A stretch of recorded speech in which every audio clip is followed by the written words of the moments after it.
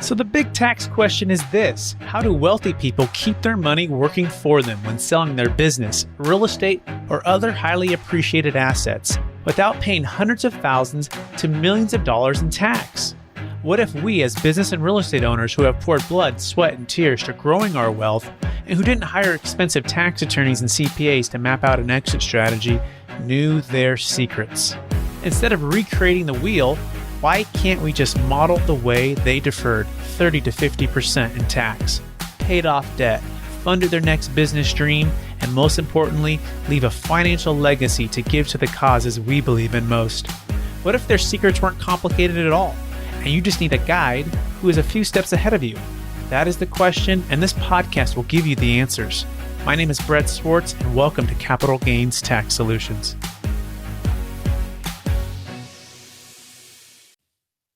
Hi, Brett Swarts here, Capital Gains Tax Solutions. So excited about our next guest. She's not your typical guest, that you met here talking about finances and tax and real estate and capital gains tax deferral and all of those things that we dive into. She's actually a high performance coach, which to me is one of the most important, if not the most important thing, that as a high performer or as a high net worth individual yourself, that you should take a look at, right? Or you should have a coach, masterminds, any of those things, so that you can become more of the person you were created to be, not just achieving wealth and success on achievement, but really having a high performance mindset. What she breaks down in this episode, she talks about really the difference between being high performance versus a high achiever. And she's also going to talk about the 6 pillars of high performance. And she's going to talk about strategic tools to help you reach to new heights and achieve greater accomplishments. She's also going to break down how to stay encouraged after you've reached new goals. Her name is Carla Blumenthal, and she is from New York, and she is amazing. So listen to this episode now, and please, if you like it, make sure to share this with somebody who needs some encouragement today. Thanks so much for listening, and here's the show. Welcome to another episode of Capital Gains Tax Solutions podcast, where we believe having a capital gains tax deferral plan and a wealth plan is the best way to create and preserve more wealth. Hey, but sometimes you're looking for something more than just creating and preserving more wealth, but a balanced and fulfilled life, which really is the definition of true wealth in my book. And so I'm your host, Brett Swarts, and we're bringing on an expert today in just that. So let's face it, most hard-driving entrepreneurs struggle with feeling more balanced and fulfilled in their fast-paced life. Our next guest is a certified high-performance coach, helping overthinkers and deep feelers build remarkable relationships and success on their terms. She has coached a wide range of clients, from C-suite tech and marketing execs in Silicon Valley and New York City to small business owners, entrepreneurs, consultants, managers, entertainers, and real estate investors. Through her work, or through their work, once they work with our guests, they have started their own businesses, landed new exec roles, or met their romantic partners, all while feeling more balanced and fulfilled. She also has given a TEDx talk and has been a guest on lots of podcasts, including the Best Ever Real Estate Show Ever with Joe Fairless, Your Biggest Vision Show, and the Investor Mindset. In her previous work in leadership development, she was featured in Forbes and presented at TED Women. She lives in the greater New York City area with her husband. Please welcome to the show with me, Carla Blumenthal. Carla, how are you? I'm great, Brett. I'm so glad to be here. I'm excited to have you. And as I was saying before the show, that we don't have a lot of guests that are focused on such a topic, but it is truly the most important topic, right? Being fulfilled in our lives, and making sure we're finding some balance between not only driving to new heights and reaching new goals and helping people create and preserve more wealth, whether through real estate investing or capital gains tax deferral, but being able to take a breath and say, okay, what does this look like for the entire, part of me and my family and the vision for that? So Carla, before we dive into some of those tactics, I'm just curious, maybe you can share a little bit about your background and your current focus. Sure. So I am a certified high performance coach, but long before that, I worked in marketing in New York City and went through my own process of asking these big questions. who am I? What do I want in my life? What's purposeful and meaningful to me besides the externals of making money and career? And I went through my own process to land on coaching and helping people that are overthinkers, which I think a lot of people fit in that bucket, and also deep feelers, people that feel a lot and have a lot of emotions, but want to make progress. And so I studied with Brendon Burchard, who's the world's leading high performance coach, and learned all of these great just practices, strategies, and tactics to help gain more clarity and really move people to bigger and better heights and how to dream even bigger dreams. Love that. And I'm just curious, Carla, before you became a high performance coach and before you kind of found your niche and your calling to help high performers get a more balanced life, who was Carla growing up? And not so much so what's your story, but more so what was the gift that you were given? I believe we're all given, some people call it a superpower. I call it a God-given gifts, maybe one or two gifts, but maybe what's the one gift that you were given, Carla? And how does that connect to what you do today and really how you help people? Great question. So I was a shy little girl. Shy. I mean, going back to, I remember in preschool, there's actually a photo of me like with my mouth open because I was too nervous to actually speak. I was just so shy and quiet, and also a sensitive person. I felt a lot and could actually pick up on the way other people were feeling too. So I used to see these as weaknesses, and especially in, your teenage years. And I live in New York City, so there's a lot of overachievers. And I always, though, I was an overachiever, but that part of me, I sort of stuffed down, that part that was sensitive or just empathic. And over time, I actually realized those are my superpowers and what makes me an incredible coach and an incredible friend, family member as well. And so recognizing and going through a process in, my late 20s and early 30s of saying, who am I really? And who was that little girl? And how have I evolved and shifted? And I really turned that into the superpower I am today. And that's what I realized, that studying and gaining skills in that area that I already had a natural proclivity towards really made a lot of sense. Take us to that moment when you said, oh my gosh, like I've been trying to either press it down or be someone else or not use what I have as this gift. And what was the moment maybe that shifted? Maybe it's not like a one single event, but maybe it's, it's probably a little bit of a journey. But what, not only take us to that moment or that season of life, but then second, what helped you to overcome that and really step into that gift? Yeah. Well, the first thing that comes to mind is I actually, in my 20s, worked with Joe Fairless. Let's bring him up. We worked together at the same advertising agency. He was my manager. And I remember him saying to me, Carla, you can really read a room well.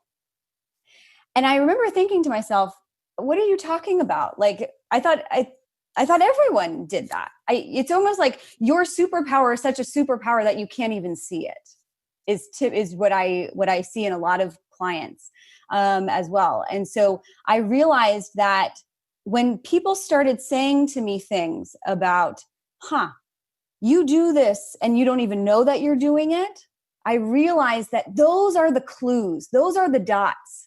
And I've been lucky to have mentors and friends like Joe and a lot of other people in my life who have been able to call that forward. And I think that's so powerful. So recognizing that there were things that I couldn't see for myself, like my ability to read a room, like my ability to understand people's emotions, that was just so normal and natural to me. And realizing that those were clues that I could bring forward. And of course, with that came my own struggles and pain and, challenges that I had to go through to really come out the other side to see that they were strengths and things that I could move forward and build my life upon. That's so inspiring, Carla. Growing up, my parents were divorced, and my mom and my grandmother were the rock stars in my life. I mean, strong, compassionate, loving, really, really just sacrificial for my brother and I, especially. So with, two boys growing up, I'm curious. So now, and I imagine you also help women too, but I imagine a lot of your clients are men, right? Yeah. And so maybe talk about that dynamic of being a strong, tough, hey, step into your gifts, right? Especially coming from like, hey, I'm shy and I'm a female, to now, hey, no, I believe in you and what you're doing, and I was my journey. So walk us through that transition, because I think that's there's something there for sure. Yeah.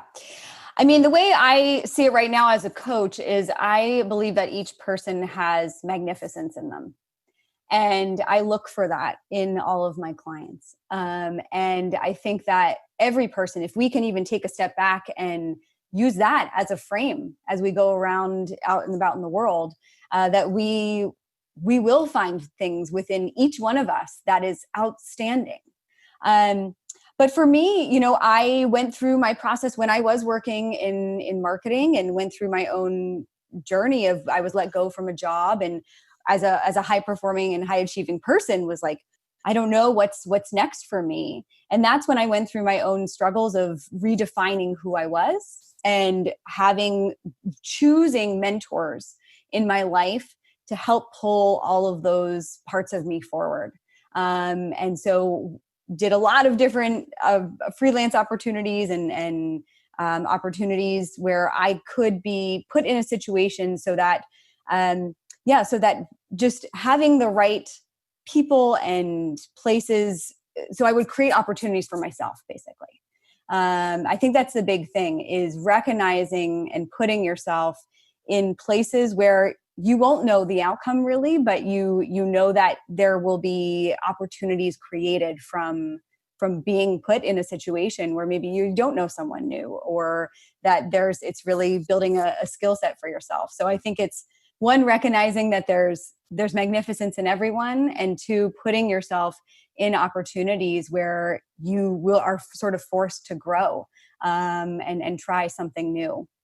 That's fantastic. I love that, and thank you for sharing that. So I want to dig into a little bit to some of the tactical here, right? And let's walk through a little bit about the 6 pillars of high performance that that you had some on the show notes here. So maybe walk us through maybe just a couple of those pillars that really stick out, and especially in today's environment, right, where you have lots of rapid change going on. You have this really fast pace of life, a lot of noise that's coming in from all different media and information. And so walk us through maybe some of those pillars and how they best help your clients.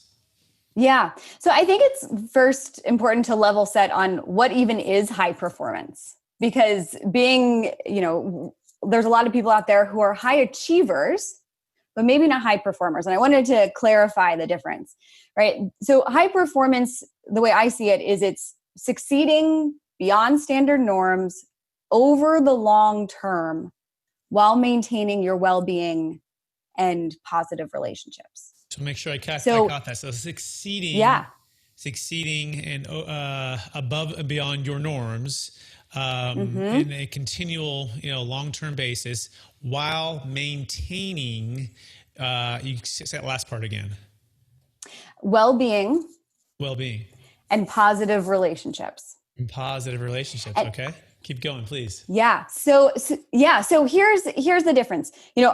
I've been in New York for 11 years, and I'm surrounded by high achievers, right? High achievers who are killing it in their jobs, making good money, but they're unfulfilled. They maybe aren't taking good care of themselves, and their relationships aren't great. So that's maybe the difference, is that we have high achievers, but they're not always high performing, in that they're able to sustain the well-being, positive relationships, and sometimes there's one-hit wonders in your career. So making that difference between high achievers, being a high achiever, but are you actually a high performer? That high performer, really, it's also a feeling as well, where there's joy, there's confidence, there's full engagement in your life. You're not avoiding difficulties, not avoiding things or challenges. So I think that's a good distinction.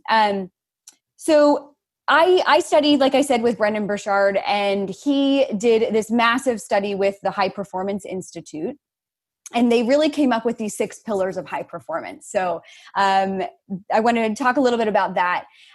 So there's these 6 pillars are really this framework that you can think about leveling up your life in. So the first one is psychology, which we all know about mindset and your thoughts and beliefs. But it's really this idea that you can cultivate and take action in those areas. So first area is psychology and having awareness around that. Next is physiology, which is your well-being. It's your food, your water, your exercise, all of those areas, which is a whole world in of itself, but having awareness and practices in those areas. Next is your people skills. So your ability to influence or persuade, or we can bucket sales in there, or your management style in that area. And next is your productivity. So that is not just like, are you productive in your outputs each day, but are you actually focusing on the right things that are moving the needle? Do you know when to start, when to quit in certain things? So having some more nuanced understanding in those areas. Fifth is presence. And that goes back to, it's sort of this underlying area, which is, are you really cultivating the emotions you want in your life? Are you really present with your loved ones? Are you thinking about something in the past or something in the future? Are you really in the here and now? And then the last one is purpose. And this is these feelings of aliveness and connectedness to yourself and to what you're doing in your life. And so are you really doing the things that make you feel fully alive so that you can give back as well? So those are their 6 pillars that and with my clients, I really drill down into each of these areas and assess where people are and how we can level up into greater areas of performance in all of these buckets. I love that. And I want you to pick one right now. I know this is going to be hard because I know everyone's a little different, but in particular for the high achieving real estate entrepreneur, operator, developer, someone who's been in the game a long time, and has a lot of experience, ultra high net worth. What is the one that you would say, oh, too often this one is always probably the most challenging one that they're facing? Yeah. I would go with presence, because the people that I have interacted with in the real estate world is, very, have productivity on lockdown. There's always hacks and different things you can do. People skills are on point. Of course, always room for growth, but the presence and being able to cut down, like we talked about in the beginning of this call, cut down on the noise from the outside world and asking those questions of yourself, even a little bit beyond what's my why, but like being able to say, am I truly present with my loved ones? Am I present in this meeting? Do I really have full engagement in my life? And that seems like a little bit of it is a little bit more of a woo-woo, angle in, but I think it's so important, because without that, life feels flat. It feels like you're going through the motions. And when you are present and know how to click in, drop in, and be with others, you show up differently. And the outcomes of your whatever engagement you're in, whatever is happening in your life, the outcomes might be different because you're actually there. You're with someone and you're bringing your full self to that. So I think presence is a big one, especially in the always on and distracted world that we're stepping into more and more. It's actually a skill that we can continue to cultivate. And I think it has outcomes in all of the areas that we're talking about. Before we dive into maybe some practical tips on how to be fully present, I can't help but think of this sports analogy where maybe it's the basketball player, the Steph Curry, who's playing in the front of all of the crowd and all of the maybe the fans talking trash and all the refs and all the noise, but yet he has an ability, and all the top professionals do, to just really get in the zone, right? Or they're so deadly focused on what they're doing and achieving the goal for the team and for his family, everything else. Walk us through some of those tips. What are the top high performers doing, right? Not just high achievers, doing to move from achievement to performance in regards to being present? Yeah, great question. So I think first is learning about how you are personally distracted and taking an inventory of that. And so what I mean by that is, we sometimes it's so unconscious what we're doing on how we are distracted. So from the moment you're waking up, are you jumping onto your phone? Or is that in another room or maybe on airplane mode? So it's almost looking at the span of your whole day, and what are these key moments when you get pulled away from whatever your intention is. And so I think we can look at where are you distracted from with your technology is the first thing. And really doing an inventory of your technology distractive habits, whether it's notifications or if you're just unconsciously checking your email or whatever it might be. Doing sort of breaking down what those ways that you are distracted from with technology is the first thing. And second thing, something we don't talk about a lot, is you can be distracted with your own thinking. And a lot of people are addicted to thinking. And what that does is that pulls us away from being present with the people that are in front of us. Right? We live in a knowledge economy, right? We are in many ways paid for our insights, our intellect, and applying that to our work, right? That's how things get done in the information age. Is we have an idea and we produce it, and that's a wonderful thing. And sometimes when we're with the people we care about the most, or at a moment where we need to take in information, we're so much in our heads and not actually looking at what's truly in front of us. So I think that's the second piece here is, are you actually distracted in your own thinking? I had a mentor that talked about 3 different rooms in our mind. The first is the past library, where there's sort of all these books about who you are and books about your life, right? That's the past. The sort of, if we jump ahead to the third room, is this future creative workshop, where you're workshopping and have your whiteboard and you're brainstorming everything for the future. But that second room is the present. And that second room is where actually things happen. And so, of course, we can go into the past and pull out a book and get what we need. And we can go to the future creative workshop. But if we're living in those rooms, we can't actually do what's happening in the present moment. And so my mentor, James Williams, talks about being in those 3 rooms and how to bring yourself always to that room of the present so you can take action.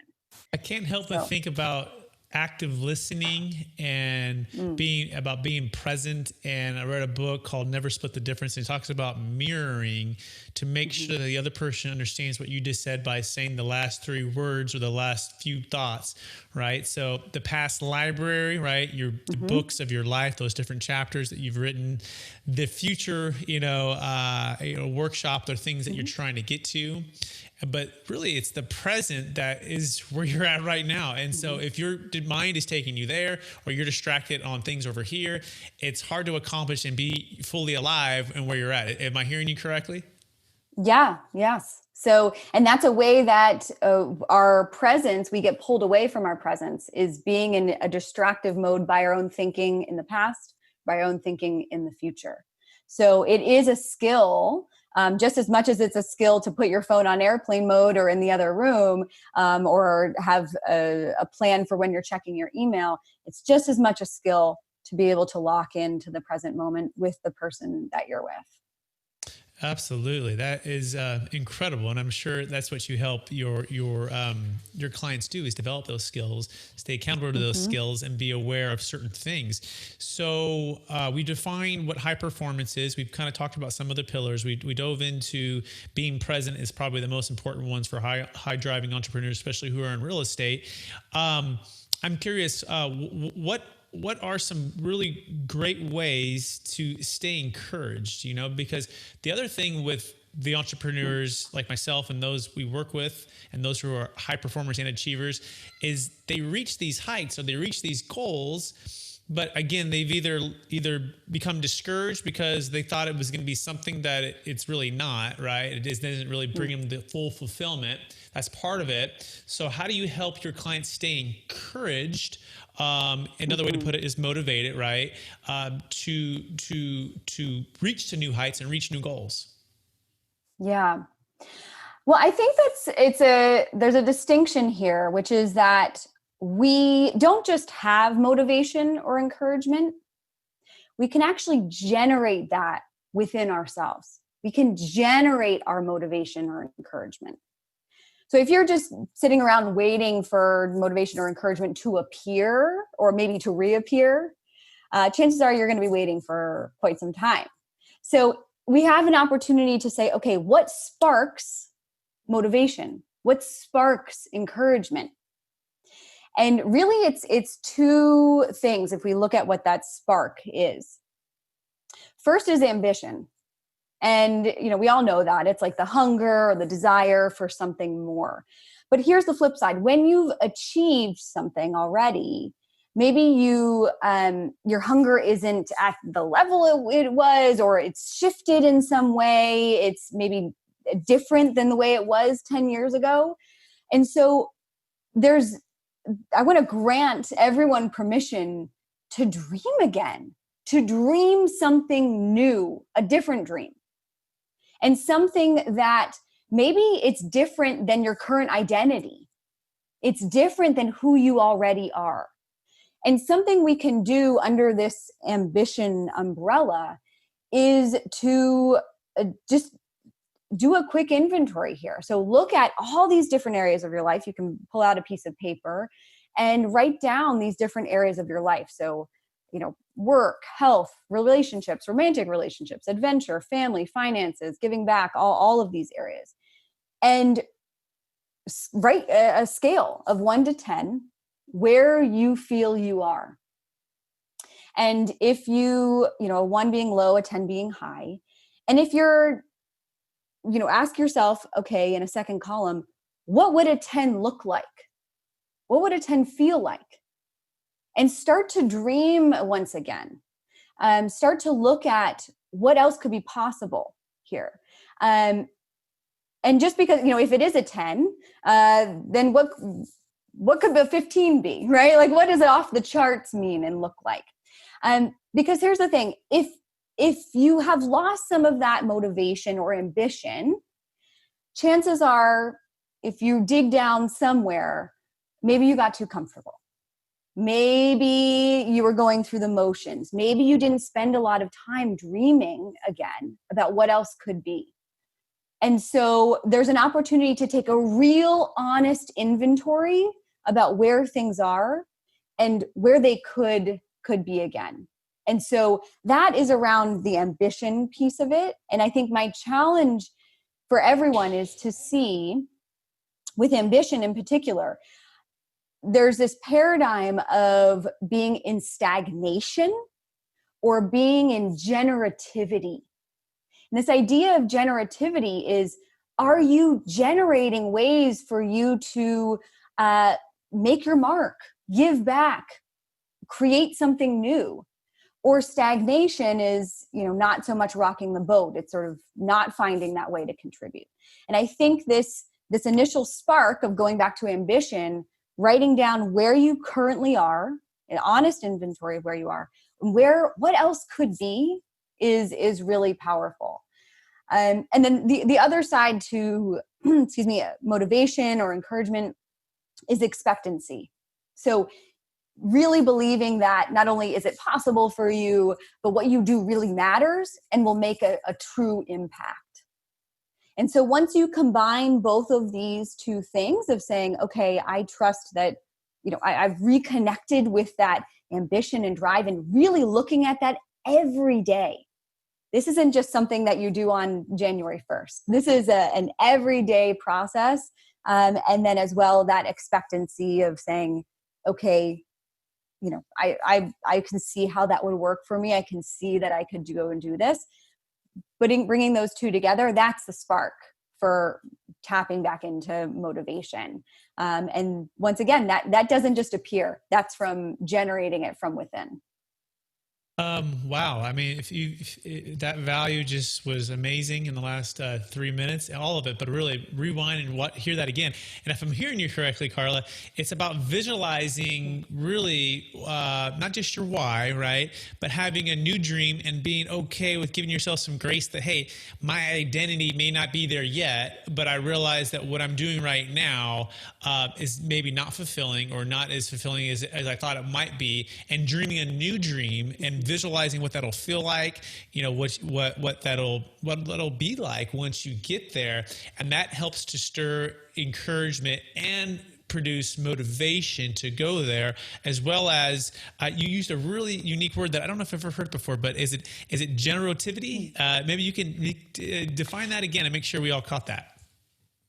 Yeah. So this is a paradigm in sort of the human development models, but this idea that usually in midlife, there's this paradigm that comes forward, whether you're going to be stagnant and maybe not contribute as much, or this idea of generativity, which is, are you creating even more?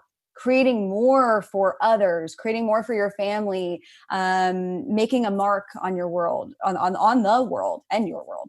And so it's this paradigm of saying and choosing, I'm going to be generating even more opportunities, options, income, resources for other people and myself, and making that choice. And that comes from, if you think about it, generativity, it has this feeling of like generating, right? That's part of the word. And that generating also comes from within, right? Choosing that by getting in momentum, that by choosing every day to reflect on this stuff and to take action forward. That's how already you've started your businesses and gotten to the level of where you are. You already know this is what it comes down to. Just tapping back into that progress and that momentum forward that you already had. And it's continuing to build that and move forward. I love that. I can't help but think, I think it's either Rockefeller or Carnegie, who they said, the first half of my life, I'm going to earn as much as I possibly can. And the second half of my life, I'm going to give it all away, right? So it's the idea of becoming all that you were created to be, so that not only can you produce more, right, and have more income, but you can create more for others and be able to give that all away and to help more people. And then also the idea wrapped into that, it's not about what you get, it's who you become that actually becomes the most valuable thing to you, your family, your community, your organization. And who you become is always more powerful than what you get, because who you become can help inspire other people, and they can really learn from you, versus just giving them something like money, which is kind of like teach a man to fish versus give a man a fish. So that is amazing. I love that. Yeah, and versus stagnation, because you're either doing that or you're stagnating and you're falling, right? And so you've got to have those things in your life to continue to grow. So hopefully it's a good summary to what you're just saying there. Yes. Yeah, it was. Yes. Excellent, excellent. And so as a reminder, you can find Carla, and I maybe haven't said it yet, but carlablumenthal.com, and she offers complimentary clarity calls, as well as she has a free 3-part video series to overcome analysis paralysis, take decisive action, and build momentum towards your goals. And those will be in the show notes for you to take a look at. Carla, you want to leave our listeners with any last thoughts or encouragement, and also any other ways to find you? Yes. I mean, I think this is all about the undertones is stepping into a new identity for yourself and being brave and courageous to do that. Once you've reached new heights, it's saying, okay, I'm going to even continue to level up. And how can I step into a new identity? And part of that is by really just asking yourself those questions. Who do I want to be? And having words, phrases, things that you can go back and recall that really mean something about who your ideal self is. I think that's the undertone of what we're talking about here, is continuing to level up, be motivated, but always recognizing that you're always in a process of learning and growing, and having that ideal self in your mind and on an imprint is really important. So I run a coaching business, and I work one-on-one with clients, and would love to connect with any of your listeners. I'm at carlablumenthal.com, and super excited about this 3-part video series. It was actually released yesterday, so great timing. And it's all about these areas of high performance, and I get really tactical into questions you can ask yourself around how to continue to level up, and provide some tools and resources there. So would love to see your listeners in there. Well, Carla, I want to thank you for sharing your time, your energy, your talents, your heart on how to help high performers really live a more balanced and fulfilled life. It's been an absolute pleasure, and I've got to rewind this and watch it and hear it again, because there was so much value. So thank you for what you're doing. It's inspirational to see you right in your gift set, and using the strengths. And thank you for fighting through when you could have take the stagnant route, right? You decided to really, have grit and be where you're at today. So thank you so much. As always, I also want to thank our listeners for listening to another episode of Capital Gains Tax Solutions Podcast, where we believe having a plan and executing on that plan is the best way for you to create and preserve more wealth through different tax deferral strategies, but also through strategies such as personal growth and development and leadership, right? It's not just about achieving high performance in wealth, but it's really about becoming more of all you were created to be. So I hope you gain that and glean that from Carla today. And thank you so much for watching and hearing this podcast. And we look forward to connecting with everyone soon. Thanks so much. Wow, what a show with Carla Blumenthal. She was amazing and really inspirational and added a ton of value.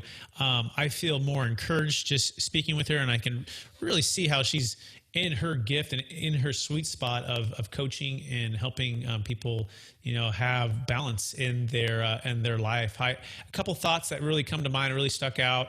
What sparks encouragement for you, right? What are those things? She talked about ambition and generativity and not being stagnant and dreaming a new dream and giving grace and space for yourself to identify with something that's new and in the future, right? And that can and visualizing that and taking yourself there, what it feels like, what it looks like, and all the people you can help too.